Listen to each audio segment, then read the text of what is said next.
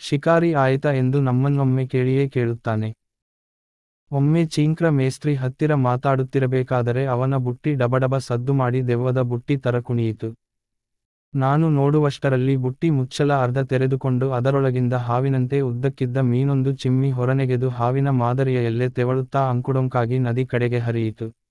ನಾನು ಮೀನು ನೀರಿಗೆ ಹಾರಿ ಪರಾರಿಯಾಗುತ್ತಲ್ಲ ಎಂದು ಅದರ ಕಡೆಗೆ ಓಡಿದೆ.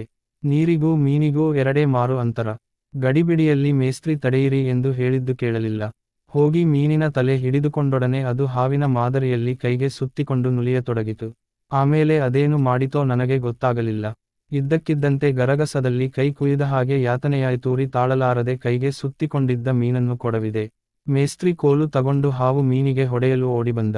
ಅಷ್ಟರೊಳಗೆ ಮೀನು ನೀರೊಳಗೆ ನುಸುಳಿ ಮಂಗಮಾಯವಾಯು. ಹಾವು ಮೀನು ಯಾರಾದರೂ ಕೈಯಾಗೆ ಮುಕ್ತಾರ? ಅದರ ಬೆನ್ನ ಮೇಲೆ ಮುಳ್ಳಿನ ಗರಗಸ ಇರದೆ ಕೈಗೆ ಸುತ್ತಾಕಿ ಮೂಳೆವರೆಗೂ ಕುಯ್ದು ಬಿಡುತ್ತೆ ಎಂದು ಹೇಳಿದ. ನನಗೆ ಅವನ ವಿವರಣೆಯ ಅಗತ್ಯವೇನೂ ಇರಲಿಲ್ಲ. ಉರಿಯುತ್ತಿದ್ದ ಕೈಯ ಹೇಳುತ್ತಿತ್ತು. ಹಾವುಮೀನು ಓಡಿಹೋದ ನಂತರ ಹಾವುಮೀನಿನ ಮಾಂಸದ ಸಾರನ್ನು ಚೀಂಕ್ರ ಗುಣಗಾನ ಮಾಡಿದ.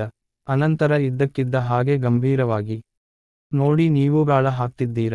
ಒಂದಲ್ಲ ಒಂದು ದಿನ ನಿಮ್ಮ ಗಾಳಕ್ಕೂ ಅಂಥ ಮೀನು ಸಿಕ್ಕಬಹುದು ಅಂತ ನಿಮಗೆ ಒಂದು ಮೀನಿನ ವಿಚಾರ ಹೇಳಿದ್ದೀನಿ. ಯಾಕಂದ್ರೆ ಅದ್ರ ದೆಸೆಯಿಂದ ನಾನು ನನ್ನ ಮಗನ್ನೇ ಕಳಕೊಂಡೆ ಎಂದು ಒಂದು ವಿಚಿತ್ರ ಹಾವುಮೀನಿನ ದೆಸೆಯಿಂದ ಅವನ ಜೀವನದಲ್ಲಾದ ಒಂದು ಹೃದಯವಿದ್ರಾವಕ ಘಟನೆ ಹೇಳಿದ. ಭದ್ರಾ ನದಿಯಲ್ಲಿ ಒಂದು ಜಾತಿ ಹಾವುಮೀನು 15 ಅಡಿ ಉದ್ದ ಬೆಳೆಯುತ್ತದಂತೆ. ಮೈಮೇಲೆಲ್ಲ ಹಳದಿ ಪಟ್ಟೆಗಳಿರುವ ಅದು ನೋಡಲು ಹೆಬ್ಬಾವಿಗಿಂತ ಭಯಂಕರ. ಈ ಮೀನು ಒಮ್ಮೊಮ್ಮೆ ರಾತ್ರಿ ವೇಳೆ ನೀರಿನಿಂದ ಹೊರಬಂದು ನದಿ ಸಮೀಪದ ಮನೆಗಳಿಗೆ ನುಗ್ಗಿ ಅವರು ಸಾಕಿದ ಕೋಳಿಗಳನ್ನು ತಿಂದು ಬಿಡುತ್ತದಂತೆ. ಅದಕ್ಕಾಗಿ ನದಿಯ ಬಳಿ ಮನೆಗಳಿರುವವರು ಕೋಳಿ ಬಡ್ಡಿ ಸುತ್ತ ಬೂದಿ ಚೆಲ್ಲಿರುತ್ತಾರಂತೆ. ಮೀನು ಕೋಳಿ ಕದಿಯಲು ಬಂದಾಗ ಅದರ ಮೈಮೇಲಿನ ಲೋಳಿಗೆ ಬೂದಿ ಅಂಟಿಕೊಂಡರೆ ಮೀನು ಚಲಿಸಲಾರದೆ ಸಿಕ್ಕಿ ಬೀಳುತ್ತದೆ. ಈ ಮೀನಿನ ಮಾಂಸವಂತೂ ಜಗತ್ತಿನಲ್ಲೇ ಸರ್ವಶ್ರೇಷ್ಠ ಆಹಾರವೆಂದೂ ಅದನ್ನು ತಿಂದರೆ ಮೂಲವ್ಯಾಧಿಯಿಂದ ಹಿಡಿದು ಚರ್ಮರೋಗಗಳವರೆಗೆ ಸಕಲವೂ ಪರಿಹಾರವಾಗುತ್ತದೆಂದೂ ಹೇಳಿದ.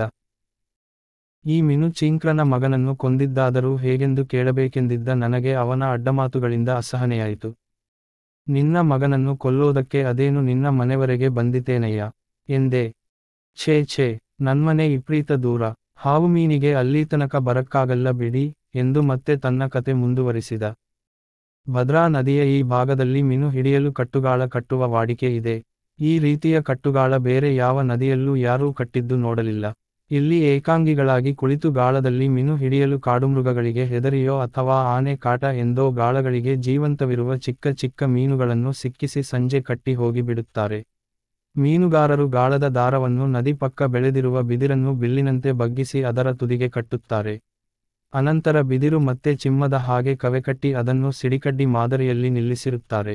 ದಡದ ನೀರಿನಲ್ಲಿರುವ ಗಾಳಕ್ಕೆ ಚುಚ್ಚಿದ ಮೀನಿಗೆ ಬಾಯಿ ಹಾಕಿ ದೊಡ್ಡ ಮೀನುಗಳು ದಾರ ಜಗ್ಗಿದ ಕೂಡಲೇ ಸಿಡಿ ಹಾರಿ ಬಿದಿರು ಸಟ್ಟನೆ ನೆಟ್ಟಗಾಗುತ್ತದೆ.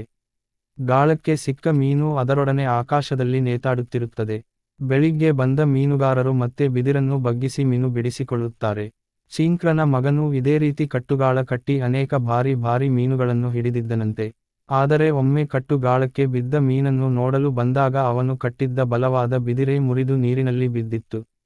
ತಾನು ಬಿದಿರನ್ನು ಬಗ್ಗಿಸಿದ್ದು ಅತಿಯಾದ್ದರಿಂದ ಬಿದಿರು ಮುರಿದು ನೀರಿಗೆ ಬಿದ್ದಿದೆ ಎಂದು ತಿಳಿದನೇ ಹೊರತು ಅದು ಮೀನಿನ ಕೆಲಸ ಇರಬಹುದೆಂದು ಶಂಕಿಸಲೂ ಇಲ್ಲ. ಗಾಳ ಬಿಚ್ಚಿಕೊಳ್ಳಲು ಮೊಳಕಾಲುದ್ದ ನೀರಿಗೆ ಇಳಿದು ಬಿದುರಿಗೆ ಕಟ್ಟಿದ್ದ ಗಾಳದ ದಾರ ಬಿಚ್ಚಿ ಎಳೆದಾಗ ತೂಕ ಇದ್ದ ಹಾಗೆ ಕಂಡರೂ ಮೀನಿನ ತಲೆ ಸಾಧಾರಣ ಗಾತ್ರಕ್ಕೆ ಇದ್ದುದರಿಂದ ಮೀನು ತಪ್ಪಿಸಿಕೊಳ್ಳದ ಹಾಗೆ ಚುರುಕಾಗಿ ತಲೆ ಹಿಡಿದುಬಿಟ್ಟ. ದೊಡ್ಡ ಹೆಬ್ಬಾವಿನಂತಿದ್ದ ಪಟ್ಟೆ ಪಟ್ಟೆಯ 15 ಅಡಿ ಉದ್ದದ ಹಾವುಮೀನಿನ ತಲೆಯೇ ಅದಾಗಿತ್ತು. ಚೀಂಕ್ರನ ಮಗ ಅದರ ತಲೆ ಗಟ್ಟಿಯಾಗಿ ಹಿಡಿದೊಡನೆ ದಢಾರನೆ ಆಸ್ಫೋಟನೆಯಾದಂತಾಗಿ ನದಿಯೆಲ್ಲ ತಳಮಳಿಸಿ ಹೋಯಿತು. ತಲೆ ಹಿಡಿದಿದ್ದ ಚೀಂಕ್ರನ ಮಗನ ಮೈಗೆಲ್ಲ ಹಾವುಮೀನು ಗಿರಿಗಿರಿ ಸುತ್ತಿಕೊಳ್ಳತೊಡಗಿತು. ಅದಕ್ಕೂ ಗರಗಸ ಇರುತ್ತದೇನಯ್ಯ ಬೆನ್ನ ಮೇಲೆ ಎಂದು ಕೇಳಿದೆ. ಎಂಥದೂ ಇಲ್ಲ, ಬಾಲದ ಹತ್ತಿರ ಅಂಗೈ ಅಗಲದ ರೆಕ್ಕೆ ಬಿಟ್ಟರೆ ಮಿಕ್ಕಿದ್ದೆಲ್ಲ ಅದು ಹೆಬ್ಬಾವಿನ ಹಾಗೆ. ಬೆನ್ನ ಮೇಲೆ ಗರಗಸ ಇರಲಿ, ಇದಕ್ಕೆ ಅಕ್ಕಪಕ್ಕ ರೆಕ್ಕೆಗಳೂ ಸಹಿತ ಇಲ್ಲ. ಹಂಗಾದರೆ ನಿನ್ನ ಮಗನಿಗೆ ಏನೂ ಅಪಾಯ ಮಾಡಲಿಲ್ಲ? ಏನೂ ಮಾಡಲಿಲ್ಲ. ಅದು ಇವನು ಮಂಡೆ ಬಿಟ್ಟ ಕೂಡಲೇ ಸುರುಳಿ ಬಿಚ್ಚಿಕೊಂಡು ಬದುಕಿದೆಯಾ ಎಂದು ಬಿದುರನ್ನೋ ಎಳೆದುಕೊಂಡು ಓಡೆ ಹೋಯಿತು. ಮತ್ತೆ ನಿನ್ನಗೆ ಯಾಕೆ ಸತ್ತ ಮಹಾರಾಯ? ಚೀಂಕ್ರ ಮೇಸ್ತ್ರಿ ಮತ್ತೆ ಕತೆ ಮುಂದುವರಿಸಿದ. ಮೇಸ್ತ್ರಿ ಮಗನಿಗೆ ಮೀನಿನ ತಲೆ ಹಿಡಿದಿದ್ದೊಂದೇ ಗೊತ್ತು. ಮರುಕ್ಷಣ ಜಲ ಪ್ರಳಯ ಆದಂತೆ ನದಿಯೆಲ್ಲ ನೊರೆ ಎದ್ದು ಮೈಯನ್ನೆಲ್ಲ ಹಳದಿ ಪಟ್ಟೆಗಳು ಸುತ್ತಿ ಬಂದವು. ಹಾವು ಮೀನು ಸುರುಳಿ ಬಿಚ್ಚಿ ಓಡಿಹೋದ ಕೂಡಲೇ ದಿಗ್ಭ್ರಾಂತನಾದ ಮೇಸ್ತ್ರಿ ಮಗ ನೇರ ಮನೆಗೆ ಓಡಿಬಂದ. ಮೈಗೆಲ್ಲ ಮೀನಿನ ಲೋಳಿ ಮೆತ್ತಿಕೊಂಡಿದ್ದ ಅವನನ್ನು ನೋಡಿಯೇ ಮೇಸ್ತ್ರಿಗೆ ಏನು ನಡೆದಿರಬಹುದೆಂದು ತಿಳಿಯಿತು. ಅವನು ಸ್ನಾನ ಮಾಡಿ ಮುಗಿಸುವುದರೊಳಗೆ ಮೈ ಬಿಸಿ ಏರಿ ಚಳಿಜ್ವರ ಹಿಡಿಯಿತು. ಹಠಾತ್ತಾಗಿ ಸಂಭವಿಸಿದ ಆಕಸ್ಮಿಕದಿಂದ ಅವನಿಗೆ ಬಲವಾದ ಮಾನಸಿಕ ಆಘಾತ ಉಂಟಾಗಿತ್ತು. ಜ್ವರದಲ್ಲಿ ಮಿನು ಸುತ್ತಿಕೊಂಡಿದ್ದನ್ನು ಹೇಳಿ ಚೀರಿ ಕನವರಿಸುತ್ತಿದ್ದ. ಎಷ್ಟು ಔಷಧ ಮಾಡಿ ಯಾವ್ಯಾವ ದೇವರಿಗೆ ಹೇಳಿಕೊಂಡರೂ ಜ್ವರ ಇಳಿಯದೆ ಅವನು ಸತ್ತೇ ಹೋದ. ನೋಡಿ, ಇಂಥ ಇಳಿವಯಸ್ಕನಲ್ಲಿ ಕೈಗೆ ಬಂದ ಮಗ ಹೊರಟು ಹೋದರೆ ನಾನು ಯಾತಕ್ಕಾಗಿ ದುಡಿಯಲಿ, ಯಾರಿಗಂತ ಸಂಪಾದನೆ ಮಾಡಲಿ ಹೇಳಿ. ಅವನು ಸತ್ತ ಮೇಲೆ ಅವತ್ತೇ ಕೊನೆ ನಾನು ಕೆಲಸಕ್ಕೆ ಹೋಗಿದ್ದು ಎಂದು ಚೀಂಕ್ರ ಮೇಸ್ತ್ರಿ ಹೇಳಿ ಮತ್ತೆ ಗಂಭೀರವಾಗಿ ಗಾಳ ಹಿಡಿದುಕೊಂಡು ಹೊಳೆ ದಿಟ್ಟಿಸುತ್ತಾ ಕುಳಿತ. ಒಂದು ಹಾವು ಮೀನು ಒಬ್ಬರ ಸಾವಿಗೆ ಕಾರಣವಾಯಿತೆಂದು ನಾನು ಕೇಳಿದ್ದು ಅದೇ ಮೊದಲು. ಯಾರ ಸಾವು ಯಾವ್ಯಾವುದರಲ್ಲಿರುತ್ತೆ ಎಂದು ಆಶ್ಚರ್ಯ ಆಗುತ್ತೆ. ಚೀಂಕ್ರ ಮೇಸ್ತ್ರಿ ಹೇಳಿದ ಹಾಗೆ 15 ಅಡಿ ಉದ್ದದ ಹಾವು ಮೀನು ಇರುವುದು ಹೌದಾ ಎಂದು ತುಂಬಾ ಜನದ ಹತ್ತಿರ ನಾನು ವಿಚಾರಿಸಿದೆ. ಎಲ್ಲಾ ಹೌದಂತೆ, ಆ ಸಂತೆಗೆ ಬಂದಿತ್ತಂತೆ, ಈ ಊರಲ್ಲಿ ಹಿಡಿದಿದ್ರಂತೆ ಎಂದು ಹೇಳುವವರೇ ಹೊರತು ಕಣ್ಣಾರೆ ಕಂಡೆವು ಅಂದವರು ಆ 8948143001 TSN 93. ಒಮ್ಮೆ ಕುವೆಂಪುರವರ ನೆನಪಿನ ದೋಣಿ ಗ್ರಂಥ ಓದುತ್ತಾ ಅವರು ಚಿಕ್ಕವರಿದ್ದಾಗ ಭಾರಿ ದೊಡ್ಡ ಹಾವುಮೀನು ಹಿಡಿದ ಘಟನೆ ಓದಿದೆ. ಕುತೂಹಲದಿಂದ ಅವರ ಬಳಿ ಹೆಬ್ಬಾವಿನಂಥ ಹಾವುಮೀನಿನ ಬಗ್ಗೆ ಏನಾದರೂ ಗೊತ್ತಾ ಎಂದು ಕೇಳಿದೆ. ನಾನು ಚಿಕ್ಕವರಿದ್ದಾಗ ಕೇಳಿದ್ದೆವು ಅಷ್ಟೇ, ಅದು ನದಿಗಳ ಹತ್ತಿರದ ಮನೆಗಳಿಗೆ ರಾತ್ರಿ ಬಂದು ಕೋಳಿ ಹಿಡಿಯುತ್ತದಂತೆ, ಬಡ್ಡಿಸುತ್ತ ಬೂದಿ ಹಾಕಿದರೆ ಅದು ಸಿಕ್ಕಿಬೀಳುತ್ತದೆ ಅನ್ನುತ್ತಿದ್ದರು ಎಂದು ಹೇಳಿದರು.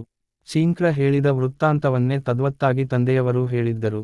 ಹಾಗಾದರೆ ಇಷ್ಟು ವರ್ಷಗಳವರೆಗೂ ಇಷ್ಟೊಂದು ವ್ಯಾಪಕವಾಗಿ ಪ್ರಚಾರದಲ್ಲಿರುವ ವದಂತಿ ಕೇವಲ ಕಟ್ಟುಕತೆಯೇ?